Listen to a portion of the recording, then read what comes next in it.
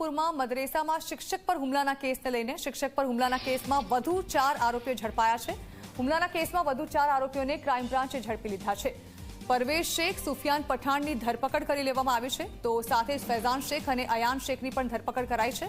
જણાવી દઈએ કે મદરેસામાં જે પ્રકારે ચેકિંગ હાથ ધરવામાં આવી રહ્યું છે અને ત્યાં જ્યારે ટીમ પહોંચી હતી ત્યારે આચાર્ય સહિત અન્ય લોકો દ્વારા આ ટીમ પર હુમલો કરવામાં આવ્યો હતો, તેમને માર મારવામાં આવ્યો હતો। ત્યારે આ મામલે ધરપકડનો સિલસિલો હજુ પણ જારી છે। ક્રાઇમ બ્રાન્ચે કવાયત હાથ ધરતા વધુ 4 આરોપીઓને દબોચ્યા છે, જેમાં પરવેશ શેખ, સુફિયાન પઠાણની ધરપકડ કરવામાં આવી છે, સાથે જ ફૈઝાન શેખ અને અયાન શેખને પણ ઝડપી લેવામાં આવ્યા છે।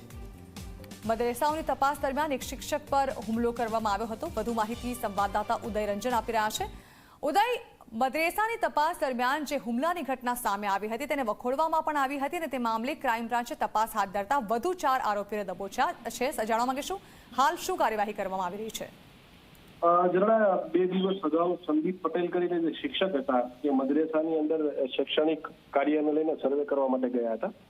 એ સમય દરમિયાન જ ત્યાં 2 વ્યક્તિઓએ આવી અને તેમની સાથે રોકટોક કરી હતી, ઝઘડો કર્યો હતો અને સંદીપ પટેલ જે છે મદરેસા બંધ હતું એનો ફોટો પાડી રહ્યા હતા। એ સમય દરમિયાન આ લોકોએ વિરોધ દર્શાવી ટોળું ભેગું કરી અને એને માર મારી અને સરકારી કામમાં રૂકાવટ ઉભી કરી હતી, જેને લઈને તે દરિયાપુર પોલીસ સ્ટેશનમાં સંદીપ પટેલે ફરિયાદ નોંધાવી। ફરિયાદ નોંધ્યા બાદ જે 2 મુખ્ય આરોપીઓની ગઈકાલે ધરપકડ કરવામાં આવેલી હતી, ત્યારે આજે વધુ 4 આરોપીઓ જે છે એની ધરપકડ કરવામાં આવી હતી।